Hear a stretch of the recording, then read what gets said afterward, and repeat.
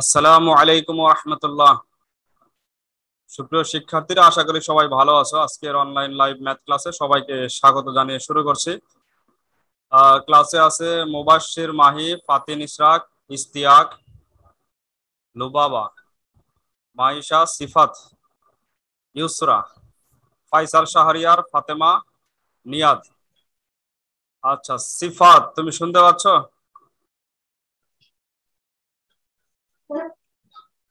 সিফাত।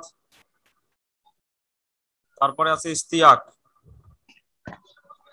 প্রশ্ন করলে মাঝে মধ্যে কথা বলতে হবে। আচ্ছা, আরো আসবে ইনশাল্লাহ আস্তে আস্তে। তো আমরা সিলেবাস শেষ করেছি মোটামুটি দ্বিতীয় সেমিস্টারের। এখন রিভিশন ক্লাস চলছে।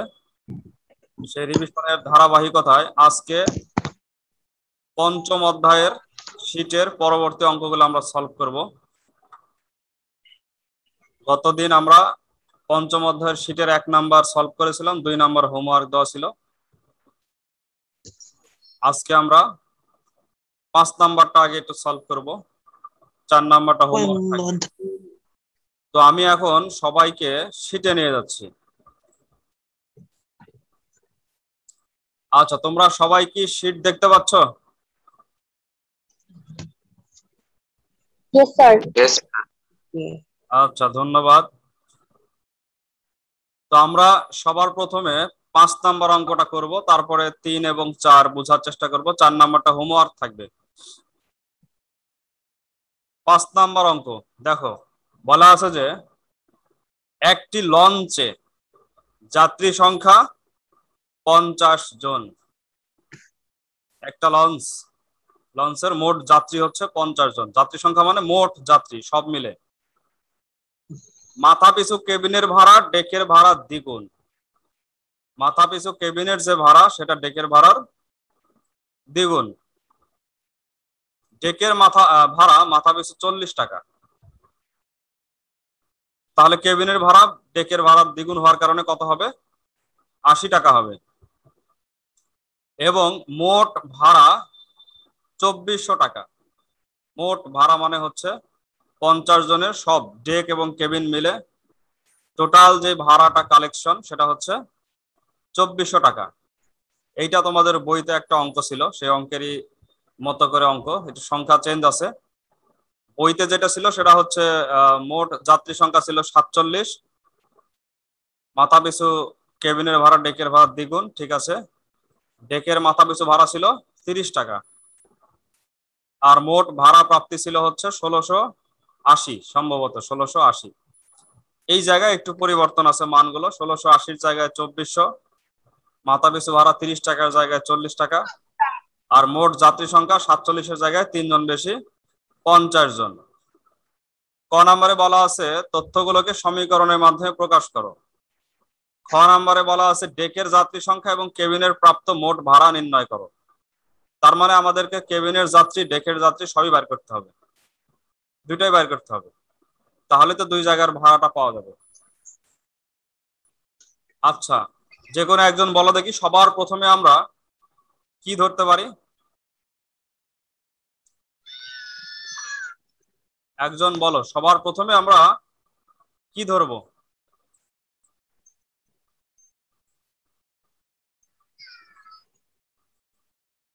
সিফাত বলো।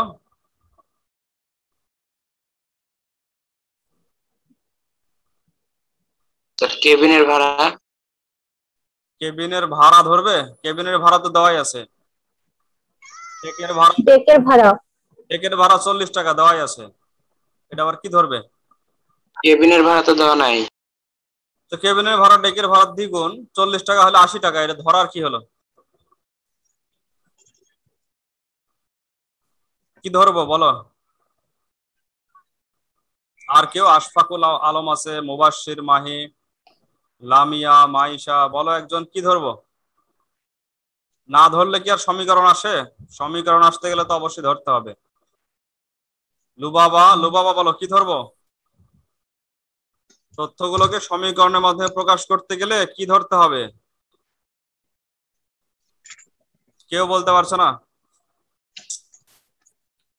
আচ্ছা, ডেকের ভাড়া এটাও আমরা ধরবো না, কেবিনের ভাড়াও ধরবো না, আমরা কি ধরবো? আমরা ধরবো ডেকের যাত্রী সংখ্যা অথবা কেবিনের যাত্রী সংখ্যা। আচ্ছা, যাত্রী সংখ্যার ভাড়া কি এক জিনিস? না স্যার। তো কি ধরতে হবে, ভাড়া ধরতে হবে না যাত্রী সংখ্যা ধরতে হবে? যাত্রী সংখ্যা। যাত্রী সংখ্যা ধরতে হবে। আচ্ছা, একটু বোর্ডে খেয়াল করো সবাই, 5 নাম্বার সৃজনশীল।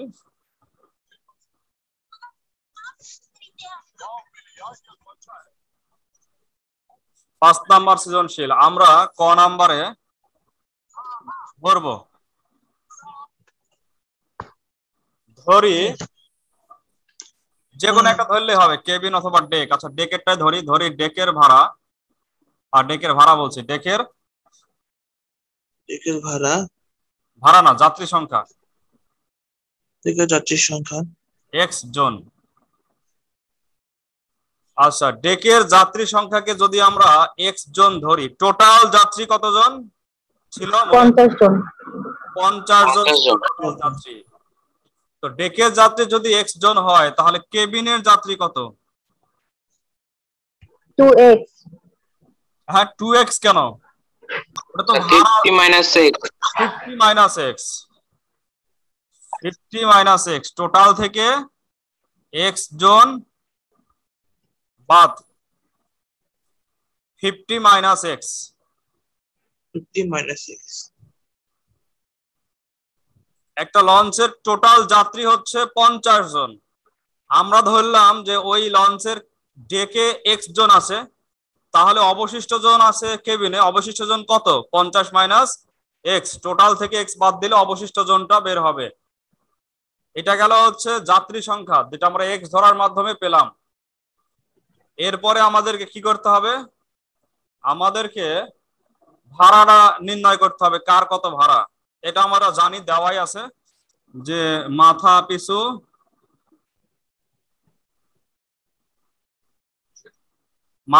মানে জানে তো, এক এক জনের মাথা পিছু মানে কয়জনের ভাড়া? একজনের ভাড়া। মাথা পিছু ডেকের ভাড়া কত দেওয়া ছিল ডেকের ভাড়া, মনে আছে? 40 টাকা। 40 টাকা। তাহলে অতএব মাথা পিছু কেবিনের ভাড়া কত? 80 টাকা। 80 টাকা। কিভাবে হলো এটা একটু লিখে দিই আমরা, নাহলে পরে বোঝা যাবে না। 40 গুণ 2 সমান সমান 80 টাকা। কারণ তথ্য ছিল হচ্ছে কেবিনের ভাড়া ডেকের ভাড়া দ্বিগুণ ছিল, সেই হিসাবে 40 হলে 80 টাকা। এখন আমরা যদি মোট ভাড়া নিয়ে আসি, তাহলে মোট ভাড়া কত আসবে? অতএব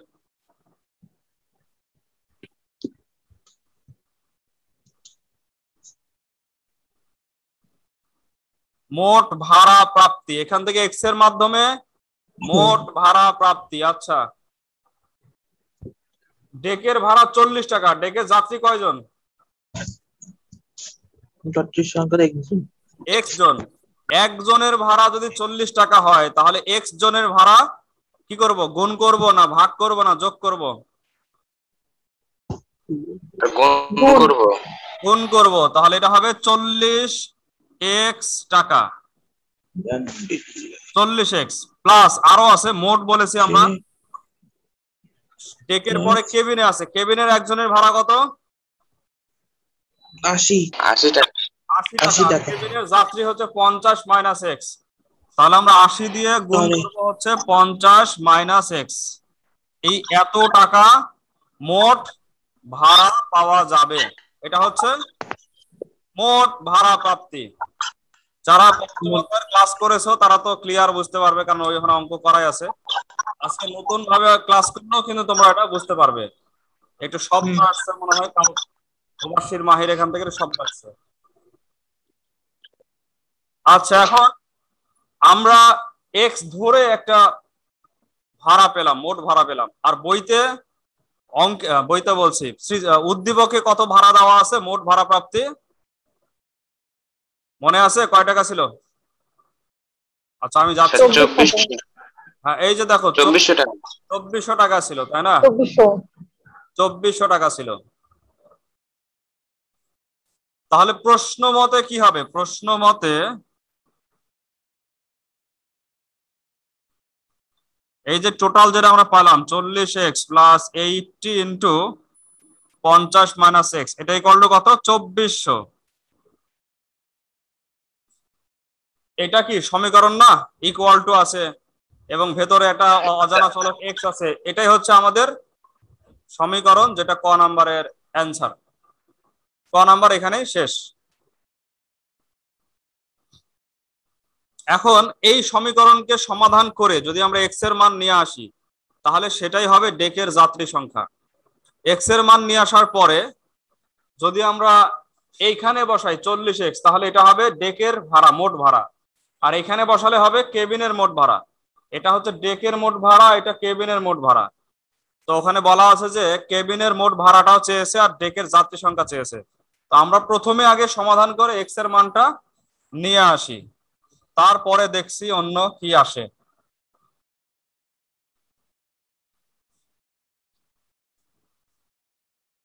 আচ্ছা সমীকরণটা মনে আছে আমার, খ নাম্বার। ক হতে আমরা যে সমীকরণটা পেলাম সেটা হচ্ছে 40x plus 80 into 50 minus x equal to 2400। এই সমীকরণটাকে আমরা সমাধান করব। তো আমরা প্রথমে 80 দিয়ে গুণ করে দিই। 40x প্লাস 80 দিয়ে গুণ করলে 5 8 40, তার মানে 4000 মাইনাস 80x ইকুয়াল টু 2400। 40 থেকে 80 বাদ, তাহলে হবে মাইনাস 40x। আর 2400 থেকে 4000 বাদ, 2400 থেকে 4000 বাদ, 2400 থেকে 4000 বাদ দিলে কত হয়? প্লাস না মাইনাস? মাইনাস। মাইনাস 1600। 16 বলছি, হ্যাঁ 1600 তো হবে, মাইনাস 1600। তাহলে x equal to minus 1600 divided by minus 40। তাহলে কত আসতেছে? কাটাকাটি করে 40ই আসছে।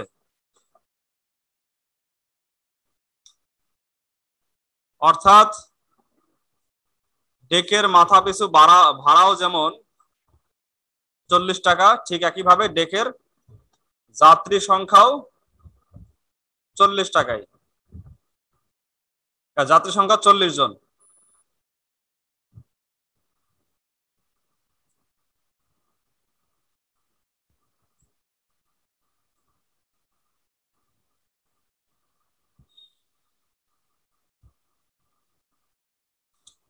তোমরা কি সবাই শীট গুলো পেয়েছো? স্কুল থেকেও পাবে, আবার ই কেয়ারের মধ্যেও শীট গুলো পাবে, সব দেওয়া আছে। সপ্তম অধ্যায়ের শীটটাও দিয়ে দিয়েছে ওখানে। তাহলে এক্স ইকুয়াল টু কত কত? 40। এটা হচ্ছে একটা আনসার। ডেকের যাত্রী সংখ্যা 40 জন। অতএব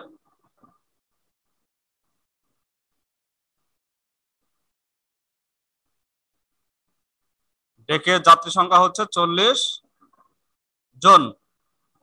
এইটা একটা গেল। আর কেবিনের মোট ভাড়া এবং কেবিনের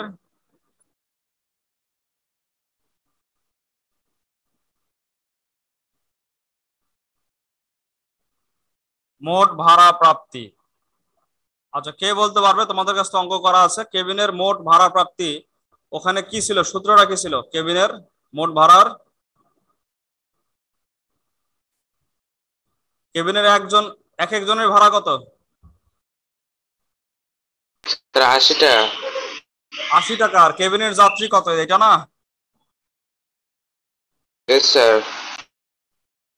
তাহলে 80 ইন্টু 50 মাইনাস এক্স, এখানে মান বসাও।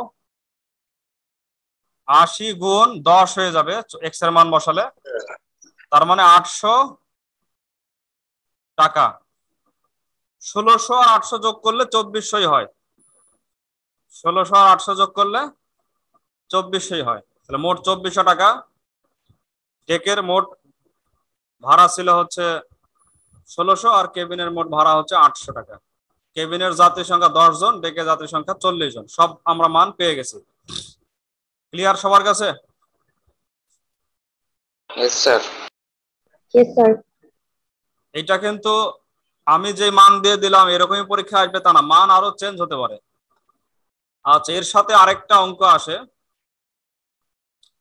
এটাও তোমাদের করানো হয়েছে। 2 অঙ্ক বিশিষ্ট একটি সংখ্যার, এটা প্রথমেই করানো হয়েছে। 2 অঙ্ক বিশিষ্ট একটি সংখ্যার অঙ্কদ্বয় স্থান বিনিময়, না, 2 অঙ্ক বিশিষ্ট একটি সংখ্যার অঙ্কদ্বয়ের সমষ্টি হচ্ছে 9, বা কম বেশি থাকতে পারে, 9 থাকতে পারে, বা অন্য কিছু থাকতে পারে। অঙ্কদ্বয়ের সমষ্টি 15 থাকতে পারে। তারপরে কি বলা আছে? অঙ্কদ্বয় স্থান বিনিময় করলে যে সংখ্যা পাওয়া যায় তা প্রদত্ত সংখ্যা থেকে কোনো সময় বলবে 9 বেশি, কখনো বলবে 45 কম, এরকম একটা করে বলবে। এটা দিয়ে সংখ্যাটি বার করতে হবে। আমরা প্রথম সৃজনশীলই করলাম, বইতেও অঙ্ক আছে। আচ্ছা, এবারে আসি আমরা গ নাম্বার। তো প্রথমে আমরা গ নাম্বার অঙ্কটা আগে দেখি। সবাই দেখতে পাচ্ছ গ নাম্বার অঙ্ক কি বলা আছে? মোট প্রাপ্ত ভাড়া। মোট প্রাপ্ত ভাড়া কত? 3500 টাকা। 3500। 3500 টাকা। মানে এটাকে চেঞ্জ করতে হবে, তাহলে এটা বাতিল। এখন ভালো করে খেয়াল করো যে নতুন যে তথ্যটা আমরা পাবো আগের থেকে, উদ্দীপক থেকে, সেই তথ্যটা আমরা বাদ দেব। 3500 পেয়েছি, এটা 2400 জায়গায় 3500 হয়ে গেল। কেবিনের জনপ্রতি ভাড়া কত? 100।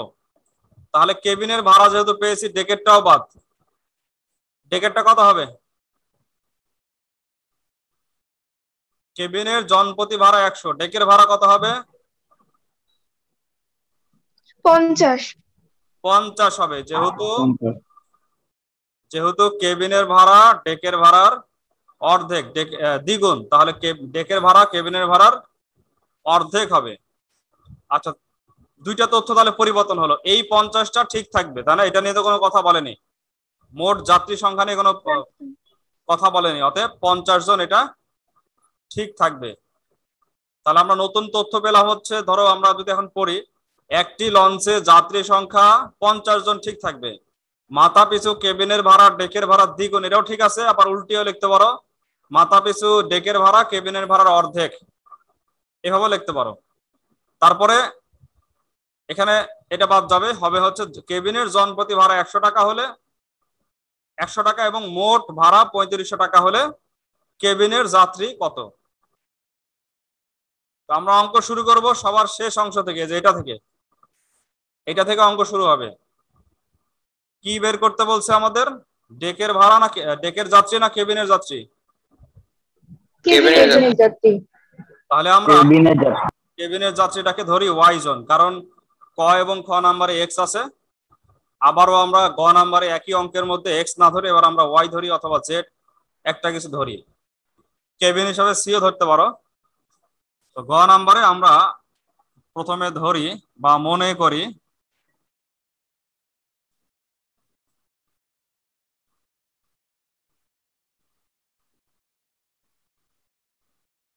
কেবিনের যাত্রী সংখ্যা হচ্ছে এক্স জন। মোট যাত্রী কিন্তু 50 জনই আছে, তাহলে ডেকের যাত্রী সংখ্যা কত হবে? আশফাকুল বলো দেখি। অতএব ডেকের যাত্রী কত? আশফাকুল কথা বলতে হবে। ইস্তিয়াক তুমি, তোমার মাইক্রোফোন আছে তো, কথা বলো। ইস্তিয়াক, মোট যাত্রী কত ছিল?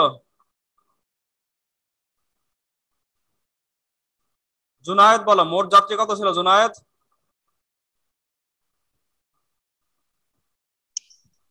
আমি বলবো জুনায়েদ বলো, মোট যাত্রী কত ছিল? 40 জন ছিল। 40 জন ছিল মোট যাত্রী, না 50 জন ছিল?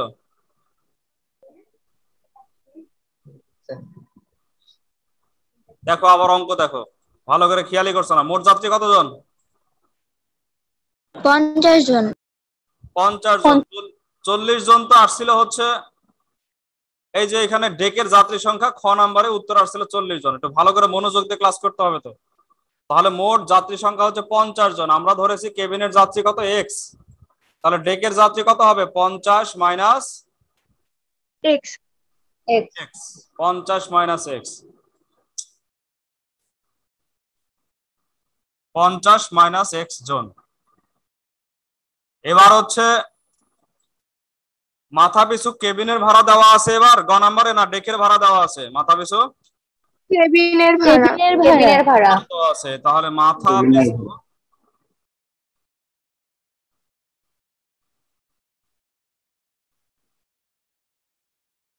কত টাকা দেওয়া আছে? কেবিনের ভাড়া 100 টাকা। তাহলে অতএব মাথা পিছু ডেকের ভাড়া আসবে,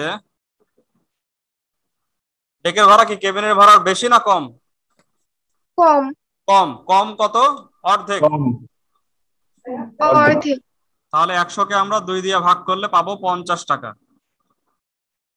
এখানে 100 ভাগ 2 করলাম কারণ বোঝা যায় যেন যে আসলে আমি ডেকের কেবিনের ভাড়াটাকে অর্ধেক করেছি, এটা যেন বোঝা যায়, তাই আমি 2 দিয়ে ভাগ করলাম। আচ্ছা, এখন মোট ভাড়া প্রাপ্তি কত হবে? মোট, এখানে যেহেতু অতএব দিচ্ছি তার মানে আমি উদ্দীপক থেকে নিব না, এখানে আমার অঙ্ক থেকে আসবে। অতএব দেওয়া মানে হচ্ছে অঙ্ক থেকে আসা, আর আমি যদি লিখতাম যে দেওয়া আছে তাহলে উদ্দীপক থেকে নিতাম। এখানে অঙ্ক এই যে ধরার কারণে যে ভাড়াটা আসতেছে কেবিনের 100x হ্যাঁ 100x যোগ প্লাস 50 ইন্টু 50 মাইনাস এক্স, এত টাকা। এবার আমরা আমাদের এই তথ্যের সাথে উদ্দীপকের তথ্য মেলাবো। জুনায়েদ বলো, তোমাকে আবার প্রশ্ন করি। জুনায়েদ বলো তো কত টাকা ছিল মোট? মোট ভাড়া কত টাকা ছিল জুনায়েদ? স্যার 100x ছিল। 100x তো যে এখানে তোমার কেবিনের মোট ভাড়া, আর এই যেখানে 50 ইন্টু 50 মাইনাস এক্স হচ্ছে ডেকের মোট ভাড়া। মোট ভাড়া কত ছিল উদ্দীপকে? আবার যাচ্ছি তোমাকে ইয়াতে নিয়ে যাচ্ছি। মোট ভাড়া কত ছিল দেখো এখানে। জি স্যার। শীট মনে হয় সংগ্রহ করনি, তোমাকে আমি 2 ভাবেই শিখিয়ে দিয়েছি। তুমি শীট সংগ্রহ করতে পারো স্কুল থেকে অথবা ইকেআর এ সব পাবে, আমি যতগুলো আমারগুলো অন্তত সব পাবে, সেখান থেকে তুমি নামা নিতে পারবে যখন তখন। এই 5টা গুরুত্বপূর্ণ অঙ্ক করতে হবে সবাইকে। তাহলে মোট ভাড়া প্রাপ্তি কত? 3500 টাকা। তাহলে আমরা এটা কি করব? প্রশ্ন মতে লিখবো। প্রশ্ন মতে 100x plus 50 into 50 minus x equal to কত হবে? 3500। আমি আরো অনেককে বলতেছি কিন্তু কথা বলছে না। আশফাককে বলেছি, কথা বলেনি। শাহি শুনতে পাচ্ছ? জি স্যার। বুঝতে পারতেছ অঙ্ক? মোট ভাড়া কত ছিল? স্যার মোট ভাড়া 3500 ছিল। 3500। আগে কত ছিল মনে আছে আগেরটা উদ্দীপকে? স্যার 2400। 2400 ছিল। বাহ, এরকমই তো মনোযোগ লাগবে। ধন্যবাদ। এটা হবে হচ্ছে 3500 টাকা। তোমরা অঙ্ক করে ফেলো তো, দেখো তো এক্স এর মান কত আসে। যেটা এক্স এর মান আসবে সেটাই উত্তর। এইটুক কাজ তোমাদেরকে দিলাম।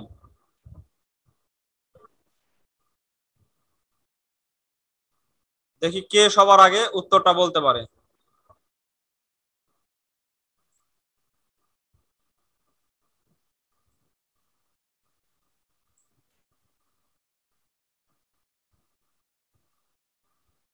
স্যার 20। মাত্র 20? 20। আচ্ছা, আসলে কি 20 হলো? এখানে আসছে হচ্ছে 2500 থেকে 3500 বাদ দিতে আমারও 20 আসছে। স্যার 20 আসছে। 1000 বাদ দিতে হবে 50 দিয়ে, তাহলে 20 আসবে। ঠিক আছে, আমি একটু সংক্ষেপে বলছি। এখানে 50x থেকে বাদ দিলে এখানে 50x হবে, আর এই পাশে 2500 বাদ দিলে হবে 1000। তাহলে অতএব x ইকুয়াল টু 20 জন। তো লঞ্চ আসুক, স্টিমার আসুক, তোমার ট্রেন আসুক, জাহাজ আসুক, আর যাই আসুক, বিষয়টা তো বুঝতে পারছো। 2 ভাগে ভাগ থাকবে যাত্রী, কেউ এসিতে থাকবে, কেউ নন এসিতে থাকবে, কেউ চেয়ার অথবা কেউ শোভন, যেভাবেই থাক অঙ্কগুলো করতে পারা যাবে, ঠিক আছে, যেভাবেই থাক। তাই এটা গেল হচ্ছে আমাদের 5 নাম্বার। তোমাদের হোমওয়ার্ক হচ্ছে 4 নাম্বার। 4 নাম্বারটা তোমরা একটু দেখে নাও, বুঝে নাও একটু। সবাই দেখতে পাচ্ছ 4 নাম্বার অঙ্ক। একটি বিদ্যালয়ে যতজন ছাত্রছাত্রী পড়ে প্রত্যেকে তার সহপাঠীর সমান টাকা চাঁদা দেওয়ায় মোট 4,970 টাকা চাঁদা উঠলো। আচ্ছা, একটা শ্রেণীতে যদি x জন শিক্ষার্থী পড়ালেখা করে, ছাত্রছাত্রী যদি থাকে, তাহলে সহপাঠী কয়জন আছে? x-1 প্রত্যেকের সহপাঠী হচ্ছে x-1, কারণ সে নিজে তো নিজের সহপাঠী না, নিজেরটা বাদ, x-1। তাহলে প্রত্যেকে চাঁদা দিল কয় টাকা করে? x-1 টাকা করে চাঁদা দিবে। আর এক একজনের চাঁদা x-1, আর মোট ছাত্রছাত্রী হচ্ছে x। তাহলে x কে আমরা গুণ করব x-1 দিয়ে। x into x-1 equal to প্রশ্ন মতে কি আসবে? 4,970 টাকা।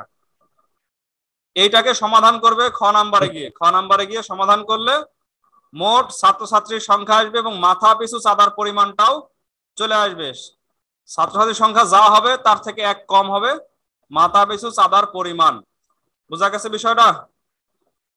এটা দ্বিঘাত সমীকরণ আসবে, দ্বিঘাত সমীকরণকে সমাধান করবে, অর্থাৎ এখানে মিডল ফ্যাক্টর করতে হবে, মাইনাসটাকে বাদ দিবে, প্লাসটাকে নিবে। আচ্ছা, এবার গ নাম্বার দেখো, শ্রেণীর দলনেতা চাঁদার টাকায় কতগুলো কলম কিনলো? শ্রেণীর যে দলনেতা আছে, চাঁদার যে টাকাটা, চাঁদার মোট টাকা কত? 4,970 টাকা। এই টাকা দিয়ে সে চাঁদা তোলার পরে এই টাকা দিয়ে সে কলম কিনেছে কতগুলো? কয়টা কিনেছে এবার আমরা জানি না, মনে করি যে ওয়াই সংখ্যক কলম কিনেছে। তাহলে এক একটি কলমের দাম কত হয়? 4,970 বাই ওয়াই। আমরা মনে করলাম ওয়াই সংখ্যক কলম কিনেছে, তাহলে 4,970 বাই ওয়াই দিলে হবে একটা কলমের দাম কত। আচ্ছা, গ নাম্বার কি বলা আছে? যদি ওই টাকায় একটি কলম বেশি পেত, এই টাকায় যদি কলম একটা বেশি পেত, তার মানে আমরা ধরেছি কলম ওয়াই সংখ্যক কলম নিয়েছে। যদি ওয়াই এর মান 1 বেশি হয়, তার মানে y+1 যদি হয়, তবে প্রতিটি কলমের দাম 1 টাকা করে কম পড়তো। আগে কলমের দাম কত ধরেছিলাম আমরা?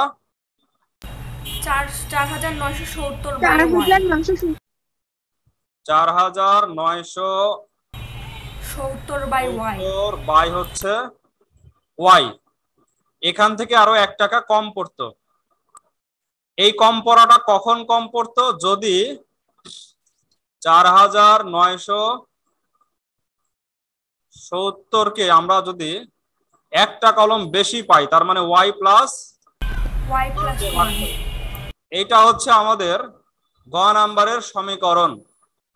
এই সমীকরণটা সমাধান করে x এর y এর মান নির্ণয় করা যাবে না? আচ্ছা, তাহলে এইটা হচ্ছে তোমাদের হোমওয়ার্ক 4 নাম্বার। শিটেও আমি লিখে দিয়েছি এটা হোমওয়ার্ক, শিডিউলও দেখবে লেখা আছে এটা হোমওয়ার্ক। আর যারা আছো এখানে প্রত্যেকেই পেয়ে যাবে এই প্রশ্নটা ইকেআর এর মধ্যে। প্রশ্ন বলছে এই নোটগুলো সব ইকেআর এ পাবে। আমি গত বৃহস্পতিবারে একটা নতুন নোট দিয়েছি 7ম অধ্যায়ের উপরে, সেটা তোমরা প্র্যাকটিস করলে কিন্তু অবশ্যই মোটামুটি একটা কাছাকাছি অঙ্ক কমন পেয়ে যাবে। 7ম অধ্যায়, যেখানে সম্পাদ্য আছে। তো এই ছিল হচ্ছে আমাদের আজকে আমরা করতে পারলাম। তোমাদের অনেকের দুর্বলতা, অনেকের অমনোযোগিতা, বিভিন্ন কারণে আমাদের অঙ্ক করতে দেরি হলো। আমরা 2টা অঙ্ক করতে পারতাম, এটাও করতে পারতাম, 3ও করতে পারতাম, কিন্তু অনেকেই আছে যারা আসলে ওইভাবে মনোযোগী না, পরে আসছে, চুপ আছে, কথা বলছে না। ইস্তিয়াককে তো আমি 3-4 বার কথা বলাতে পারিনি। আরো অনেকজনকে জিজ্ঞেস করলাম, কথা বলছে না। যে কথা বলবে না বুঝতে হবে যে সে আসলে মনোযোগী না। শাহিকে বলেছি, সঙ্গে সঙ্গে কথা বলছে, শাহিকে ধন্যবাদ অনেক। আরো অনেকে কথা বলেছে, যে ফাতিন ইসরাক, সে শুরু থেকে কথা বলেছে, অনেক ধন্যবাদ। আশা করতেছি সবাই কথা বলবে। আরো অনেকে মেয়েরাও কথা বলেছে। লুবাবাকে বলেছি, কথা বলেনি। জুনায়েদ কথা বলেছে, কিন্তু একটু অমনোযোগিতা ছিল। হয়তোবা পরে জয়েন করার কারণে। তারপরে আমি একটা ক্লাস শেষ করে এই ক্লাসে জয়েন করছি স্যার, তাই দেরি হয়ে গেছে। প্রীতম একটু দেরি হয়ে গেছে জয়েন করতে। মুসাদ্দিক জি স্যার, আমারও দেরি হয়ে গেছে। দেরি হয়ে গেলে তো সমস্যা, তাহলে তো বুঝতে পারবে না একটা ক্লাস কত গুরুত্বপূর্ণ চলছে। এখন রিভিশন ক্লাস, এখন সবই গুরুত্বপূর্ণ চলবে। আমরা যে রকম সৃজনশীল প্র্যাকটিস করব ঠিক ওই রকমই চলে আসবে। আর নৈবেদ্যিক কিন্তু সব আমরা প্র্যাকটিস করেছি। যাতে আমি আবারও একটা বড় ধরনের পরীক্ষা দিব, কালকে দিতে পারি পরীক্ষা। একটা বড় পরীক্ষা মানে কয়েকটা অধ্যায় মিলে 4 এবং 5 নিয়ে একটা পরীক্ষা হয়েছে। এরপরে মনে করো 7, তারপরে 8, তারপরে 9, 7, 8, 9 মিলে একটা পরীক্ষা দিতে পারি আমি আগামী দিন। আমি জানিয়ে দেবো গ্রুপে, ঠিক আছে? সবাই প্রস্তুতি রাখো। তো আজকে এখানেই শেষ করতেছি আজকের ক্লাস। সবাই ভালো থাকো, সুস্থ থাকো। স্যার আজকে কি অ্যাসাইনমেন্ট জমা দিতে যেতে পারি? আজকে না দিয়ে তুমি কাল পরশু দাও, কারণ নতুন অ্যাসাইনমেন্টটা ফটোকপি হয়নি। অতএব আগামী কাল পরশু রবিবার অথবা সোমবার এরকম সময় আসবে, শনিবারে না আসে। রবিবারে তো বন্ধ না স্যার স্কুল? রবিবার বন্ধ, তাহলে সোমবারে আসো। বন্ধ বলতে পুরো বন্ধ থাকবে না, স্কুল খোলা থাকবে রবিবারে। আচ্ছা ঠিক আছে। আচ্ছা স্যার। তারপর আমি চেষ্টা করতেছি, আমার ফাঁকা পেলে আমি ফটোকপি করার চেষ্টা করছি। তো সবাই ভালো থাকো, সুস্থ থাকো, এই কামনা করে আজকের ক্লাস এখানে শেষ করছি। আসসালামু আলাইকুম ওয়া রাহমাতুল্লাহি ওয়া বারাকাতুহু। আসসালামু আলাইকুম।